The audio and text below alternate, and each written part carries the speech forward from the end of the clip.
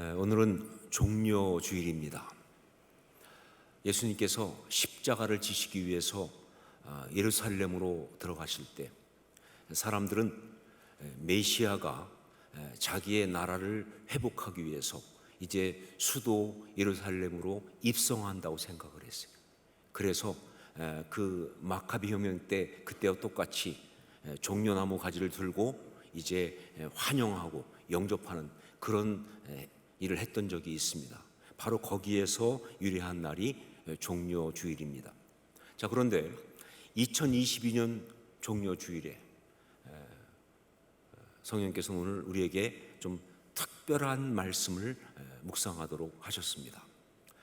이 말씀은 보통 종려주일에 많이 나누는 말씀이 아니에요.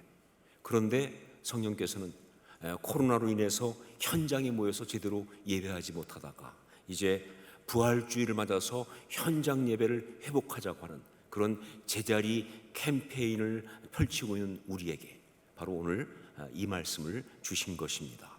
그게 어떤 말씀이냐? 그것은 바로 예수님께서 무화과 나무를 저주하신 이야기, 그것입니다. 예수님께서 무화과 나무를 저주하신 이야기. 예수님께서 십자가를 지시기 전 마지막 주간에 예루살렘에 오셨을 때, 그때 예수님은요 낮에는 예루살렘에 계셨고 그리고 밤에는 예루살렘 성 밖에 있는 베단이라는 곳에서 주무셨어요. 그래서 여기를 이제 왔다 갔다 하시면서 여러 가지 이야기가 있게 되는데, 그 중에 있었던 이 이야기는요 정말 여러 가지 면에서 우리를 당황스럽게 합니다. 일부러 삐딱하게 보려고 하는 것이 아니어도, 비판적이고 그리고 뭔가 좀 못마땅하게 보려고 하는 것이 아니라 할지라도 자꾸 시험에 드는 어떤 그런 이야기가 바로 이 말씀이에요. 우리가 모르는 무슨 사정이 있겠지, 어떤 내용이 있겠지 하면서도 말이죠, 영 생각이 개운치 않은 것은 어쩔 수가 없습니다.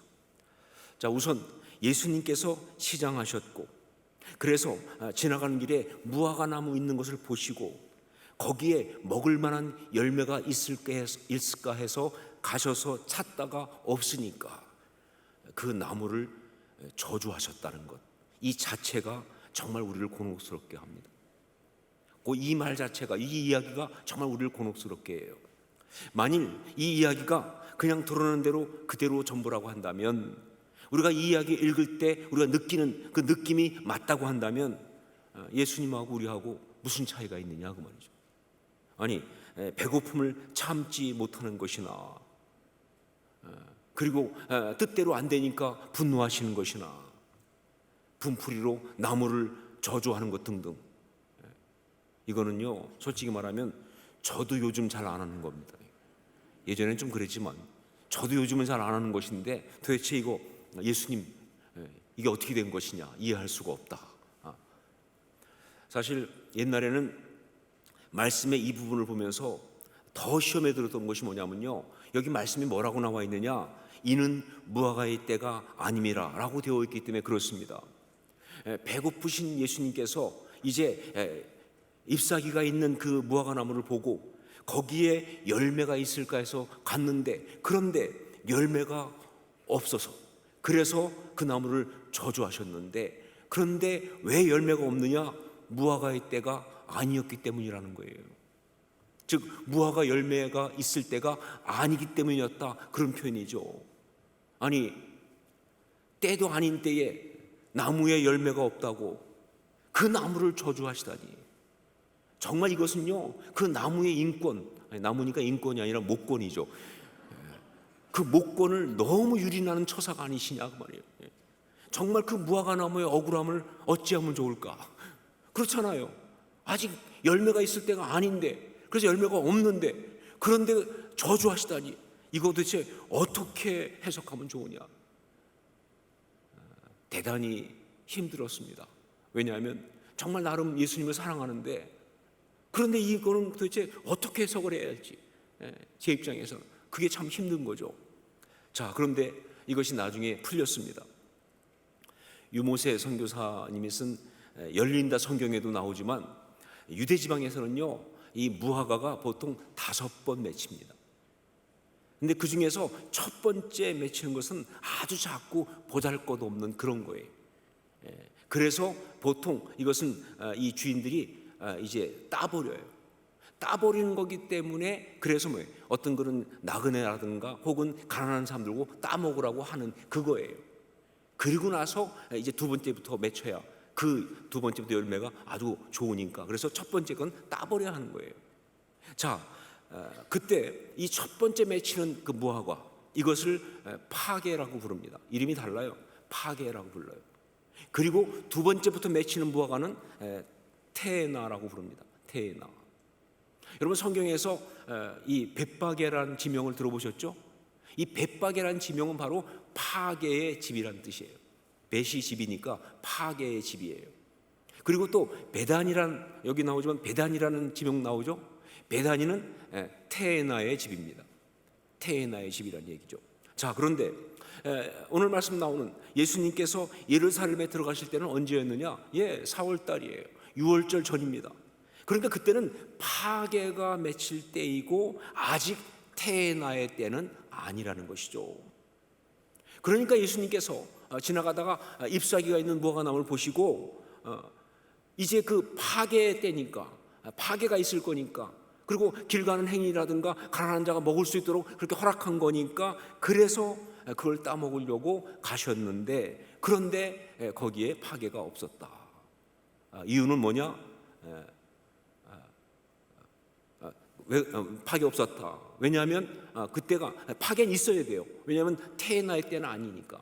그러니까 여기 나오는 무화과의 때가 아님이라, 이 말은요 결국 무슨 얘기냐?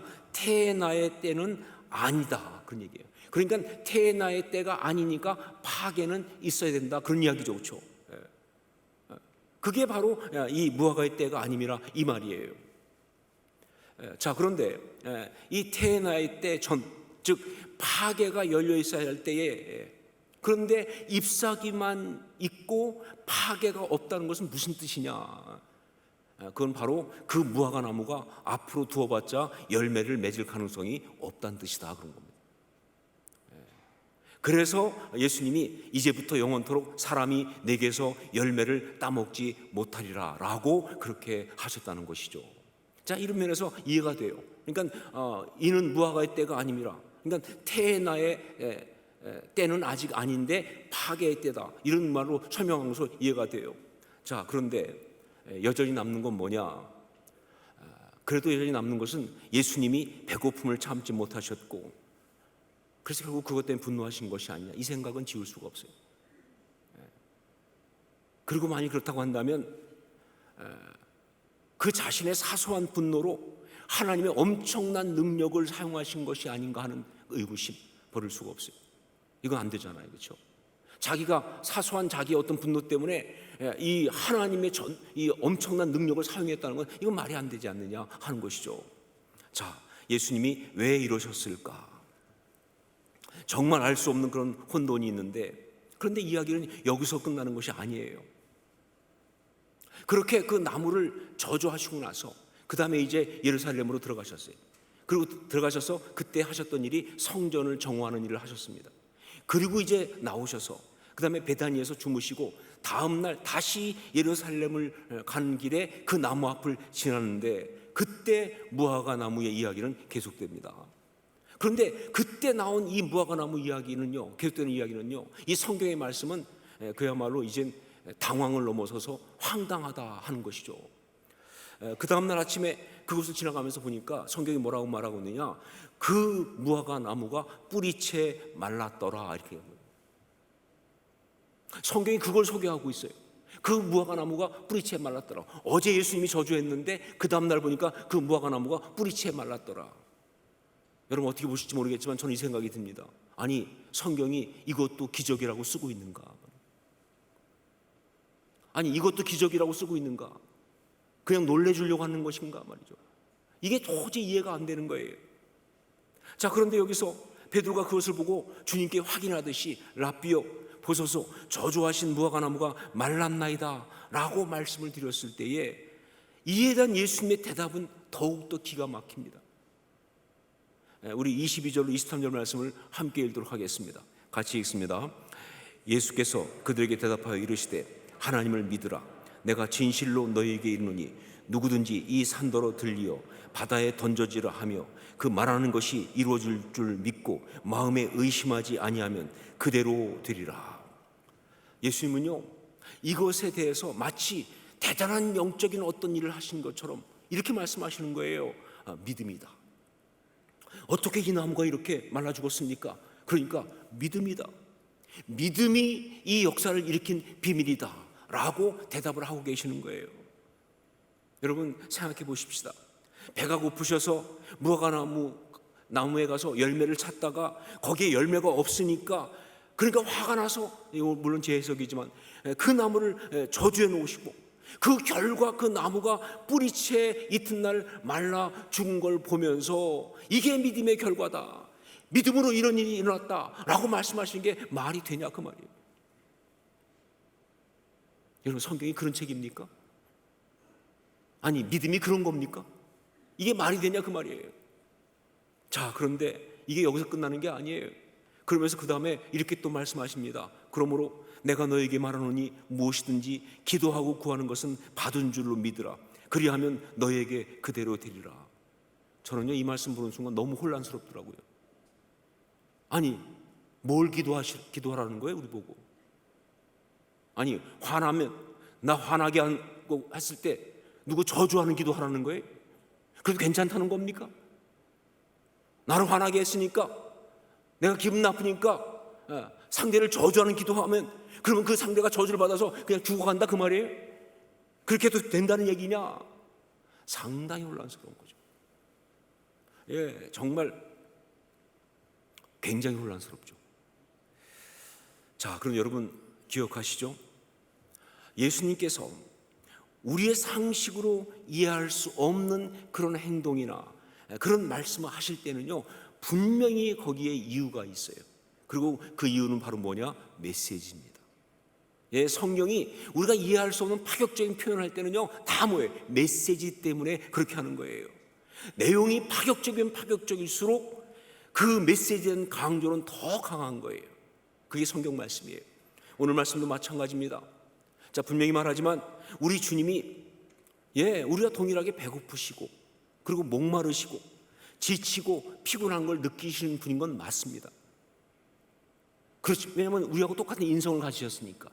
그러나 성경이 말하는 대로 죄는 없으시니라. 그것 때문에 분노하지 않으세요. 그것 때문에 절망하거나 그것 때문에 저주하시거나 그것 때문에 시험 드는 그런 분은 절대로 아니세요. 그러므로 오늘 말씀은 이렇게 이해할 수 있습니다. 우선 주님이 지나가시다가 시장하셔서 무화과 나무를 보고 그 열매가 있는지 보려고 가신 것은요 아주 일상적인 행동입니다. 네, 그렇죠. 주님도 배고프시니까 무화과 나무가 있고 먹을 수 있으니까 특별한 이유가 없어요. 그냥 그걸 딱 먹으려고 가신 거예요.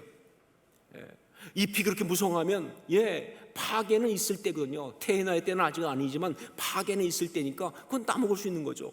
자, 그런데 가서 딱 보니까 뭐예요? 잎은 무성하니까 파괴가 있을 줄 알았는데 정작 있어야 할 그 열매가 없더라는 것이죠. 그러면 보통은 어떠냐? 그냥 돌아서는 겁니다. 없구나. 그리고 돌아서는 거예요.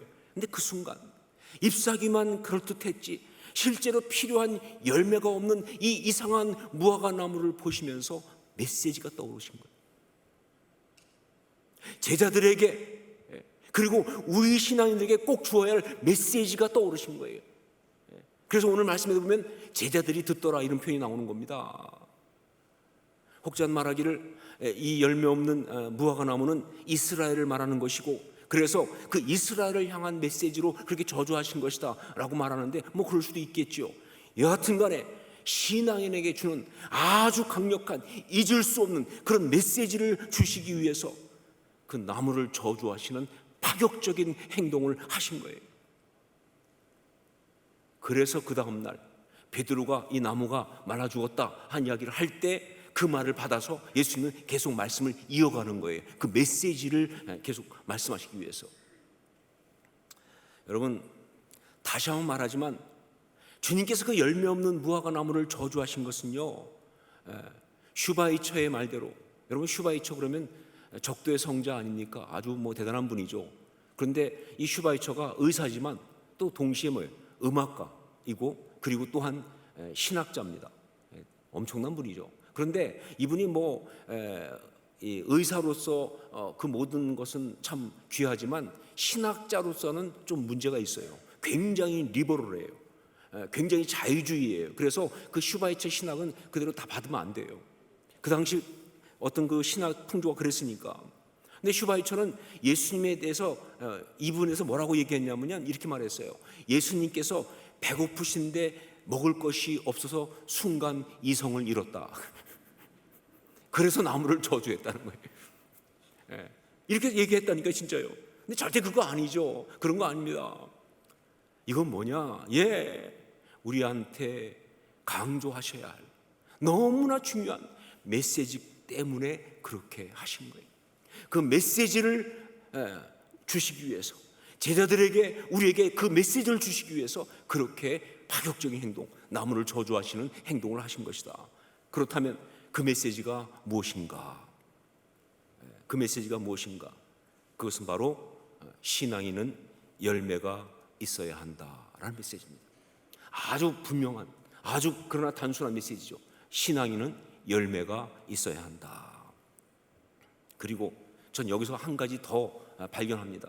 그 무화과 나무에 가서 열매가 있는가 해서 찾아가시는 그 주님의 모습 속에서 아주 강력한, 지금 이 말씀을 듣고 있는 우리한테 주님이 직접 주고 계시는 또 하나의 메시지를 듣습니다. 그건 바로 뭐냐? 나는 내게 이런 신앙의 열매를 원한다라는 메시지죠. 무화과 나무에서 열매를 찾으시는 그 주의 모습 속에서 이런 메시지를 듣습니다. 나는 내게 이런 신앙의 열매를 원한다. 그 나무에 열매가 없어서 그래서 그 나무를 저주하셨고, 그래서 그 나무가 그 다음날 말라 죽은 것이 파격적이면 파격적일수록 그렇게 우리의 삶을 향해서 내가 신앙이라고 한다면 열매가 있어야 한다. 그리고 나는 내게 그런 신앙의 열매를 원한다 하시는 우리 주님의 메시지는 강력한 거예요. 정말 파격적일수록 이 메시지는 강력한 겁니다. 내가 신앙이라면 열매가 있어야 한다. 그리고 나는 내게 그런 신앙의 열매를 원한다. 여러분, 열매 없는 신앙인은 신앙인이 아니라는 겁니다. 열매 없는 신앙인, 그 모습은 못 봐주시겠다는 거예요. 아니, 가만두지 않으시겠다는 겁니다. 아니, 무엇을 안 하셔도 결국 그것은 그렇게 말라 죽는 꼴불견이 되고 말 것이다, 그런 이야기예요. 이 말씀은요, 여러분 반드시 기억하십시오. 우리 주님이 이 에피소드를 통해서 강조하고 또 강조하시는 것은 제자들의 그 마음속에 새겨놓듯이 집어넣으신 그 메시지는 바로 신앙의 열매라는 사실을, 그 열매를 주님이 찾으신다고 하는 그 메시지인 것을 기억하십시오. 자, 그러면 신앙의 열매란 무엇인가?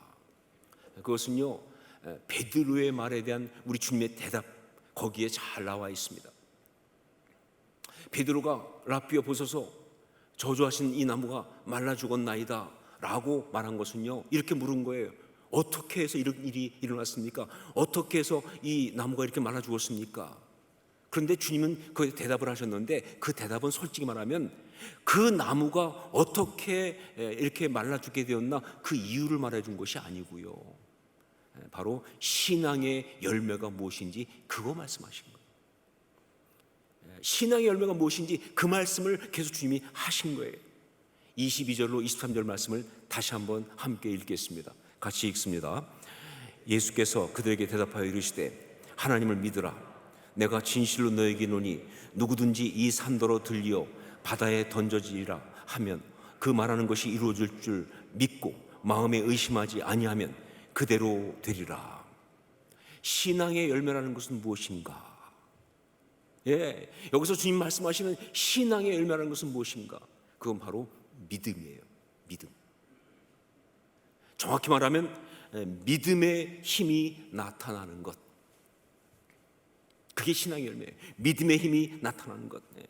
믿는다고 하면서 믿음이 없다고 한다면, 신앙이라고 하면서 그 신앙의 어떤 결과, 믿음의 결과가 전혀 나타나는 그런 것이 없다고 한다면, 그것은 바로 뭐냐? 잎사귀만 무성한 바로 그 무화과나무 같다, 그런 얘기입니다. 잎사귀만 무성하지 열매가 없는 그 무화과나무와 똑같다는 거예요. 신앙의 열매는 바로 뭐냐? 믿음의 열매인 거예요.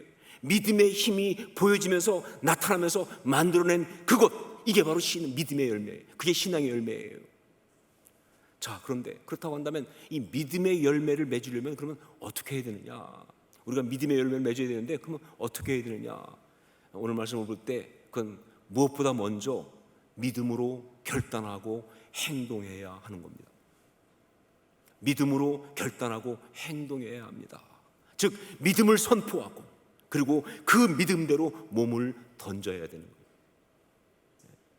여기 이 산더러 들려 바다에 던져지라 하는 이 말, 이거는요 이성적으로 볼 때는 말이 안 되는 이야기예요. 상식적으로는 이해가 할 수 없는 이야기예요. 내 경험치에는 있을 수 없는 이야기예요. 그런데 마음속에 믿음이 생겨요. 내 생각과 내 판단과 내 경험을 뛰어넘는 어떤 믿음이 생겨요. 그런 감동을 성령께서 주십니다. 그게 확실하다고 한다면 그러면 어떻게 해야 되느냐? 머리는 이해가 되지 않지만, 상식적으로 아닌 것 같지만, 내 판단은 아닌 것 같지만, 그러나 주신 믿음대로 말이죠, 바로 선포하고 그리고 그렇게 행동을 해야 한다는 거예요. 여러분, 여기서 정말 중요한 거 뭐냐? 그래서 결과적으로 기적이 일어났느냐 안 일어났느냐, 그거 아니에요. 우리는 보통 이런 얘기 나오면 자꾸 기적을 주목한다. 기적이 일어났느냐 아니냐, 이게 정말 중요한 거, 그게 마치 믿음의 열매인 것처럼. 아니요, 그게 아니에요. 진짜 믿음의 열매는 뭐냐? 그 믿음대로, 그 믿음을 선포하고 그 믿음대로 행동했느냐, 이게 진짜 중요한 거예요. 이게 정말 믿음의 열매인 거예요. 결과가 어떻든 그건 중요하지 않아요. 믿음대로 그 믿음을 선포하고 그 믿음대로 행동을 했느냐, 이게 중요한 것이죠. 저는 참 믿음이 없는 그런 사람입니다. 스타일 자체가 관념형이고 사고형이기 때문에 생각이 많아요. 일단 그러다 보니까 생각을 많이 하고 행동을 안 하는 그런 스타일이에요. 저는 그래서 회의도 많고 갈등도 많고, 저는 그 성경에서 제일 싫어하는 인물이 누구냐면 도마예요. 도마. 이유는 저하고 너무 똑같기 때문에 그래요. 전 도마 스타일이에요. 아마 제가 천국 가면 도마 만나면 형님 이럴 것 같아요. 너무 의심이 많고 너무 생각이 많고, 뭐 그런 스타일이에요. 자, 그런데 저는 그런 사람이지만, 그런데도 지금까지 살아오면서 정말 믿음으로 결단하고 행동했던 적이 여러 번 있었습니다. 이건 진짜 은혜죠. 이런 제가 그렇게 했다고 한다면요, 그만큼 성령님이 강하게 감동하신 거예요. 그래서 정말 믿음으로 결단하고 행동했던 적이 여러 번 있었는데, 어느 날 삶을 돌아보니까 놀랍게도 제 삶의 아름다운 것은 그것뿐이에요. 제 삶에 정말 아름다운 것은, 제 삶에 정말 가치 있는 것은, 제 삶에 정말 감동적인 것은 바로 그 이야기예요. 정말 그것들은 모두가 다 저한테 보물 같은 이야기예요. 정말 저한테 너무 소중한 간증이에요. 정말 제 삶을 가지고 어떤 그런 이야기를 쓴다면요, 저 건질 건 그거밖에 없어요. 계산하고 따지느라고 생각만 하다가 만 것은요, 절대 우리의 삶의 아름다움을 남기지 않습니다. 아쉬움만 남기죠. 여러분, 하지만 믿음으로 결단하고 거기에 몸을 던진 것은요, 신앙의 열매를 맺는 거예요. 이게 신의 열매예요. 그건 정말 우리 삶을 아름답게 하고 정말 우리 삶을 감동적으로 만들어요. 뿐만 아니라 바로 주님과의 관계를 견고하게 만들어요. 그런 열매가 있기 때문에 정말 삶 속에 흔들릴 때마다 그 스토리가 있으니까 버티는 거예요. 그 간증이 있으니까 견뎌내는 거예요. 그 관계를 이어주는 아주 소중한 보물 같은 이야기예요. 여러분, 이번에 우리는 바로 이런 믿음의 도전을 합니다. 코로나가 아직 끝나지 않은 상황에서 잘못하면 코로나에 걸릴 수도 있고요. 그래서 많은 어려움을 겪을 수도 있어요. 실제로 정말 성도들 중에는요, 그런 압력을 받는 사람이 많습니다. 이런 상황에 교회를 왜 자꾸 가려고 하느냐, 직장에서 혹은 주변 사람들로부터 혹은 믿지 않는 가족들로부터 그런 어떤 그런 정말 그 압력을 받을 수 있는 그런 상황인데, 그런데 그런 상황이지만 과감히 현장으로 나와서 예배를 드리자고 하는 그런 믿음의 결단을 하려고 하는 겁니다. 이것은요, 정말 성령님께서 제 마음에 주신 정말 감당할 수 없는 그런 어떤 마음 때문에 그래요. 정말 우리가 이 코로나 때문에 방역 지침에 따라서 현장에 모일 수가 없었어요. 그래서 성도들이 현장에 가서 예배를 드릴 수 없고 다 온라인 영상 예배 드리고 그렇게 할 수밖에 없었어요. 그런데 그러다가 이제 방역 지침이 바뀌면서 현장에 올 수 있게 되었는데, 그런데 아직도 비어있는 그 자리들을 보는 순간 정말 제 마음이 무너지더라고요. 그때 그 안타까움은요, 그 이전에 정말 그 현장 예배를 드려야 되지만 방역 지침 때문에 그래서 올 수가 없어서 그래서 다 온라인 영상으로 예배 드리라고 그러고, 그러고서 이 자리에서 아무도 없는 텅 빈 자리에서 혼자서 설교할 때 받았던 그 안타까움보다 훨씬 커요. 사실은요, 제 마음에 이런 두려움이 올라왔어요. 이러다 큰일 나겠다. 이러다 정말 큰일 나겠다. 너무나 많은 사람이 신앙에서 떨어져 나가겠구나. 교회가 무너질지도 모르겠다. 정말 믿음이 어디 있느냐, 우리한테. 우리 믿음이 어디 있느냐, 우리가 뭘 믿는 것이냐. 마음에 그런 굉장한 두려움이 왔어요. 그래서 안 되겠다, 결단하자. 여러 가지 어려운 줄 알지만, 여러 가지 힘든 줄 알지만, 우리 생각으로 볼 때는 정말 어쩌면 이것이 무모하다 할지 모르겠지만, 그러나 믿음을 결단하고 그리고 예배에 함께 오자라고 이야기하자. 바로 그것이 제자리 캠페인이죠. 바로 이런 믿음의 결단을 해야 되기 때문에 이번 종려주일 말씀으로 성령께서는 이 말씀을 주신 거라고 저는 그렇게 믿습니다. 여러분, 이 열매 없는 무화과 나무를 저주하신 이상한 이야기를 통해서 주님은 오늘 우리에게 아주 강력한 메시지를 주셨습니다.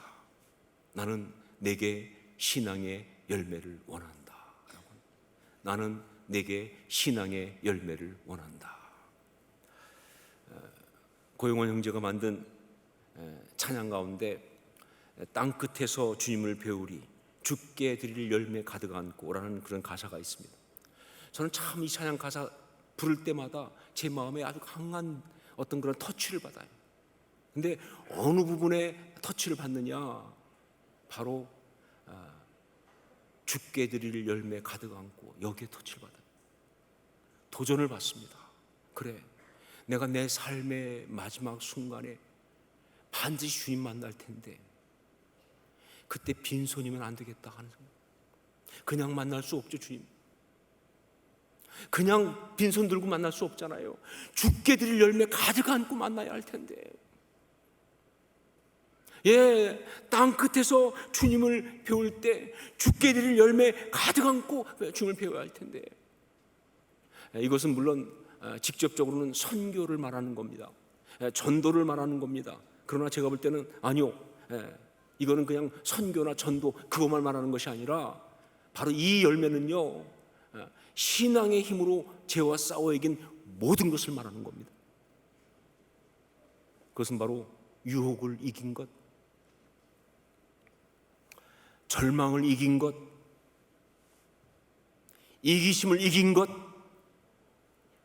꿈을 다시 꾼 것, 예배하기 어려운 상황에서 참된 예배를 위해 결단한 것, 낙심 가운데 찬양하고 예배한 것, 정말 힘들지만 주님 때문에 견딘 것,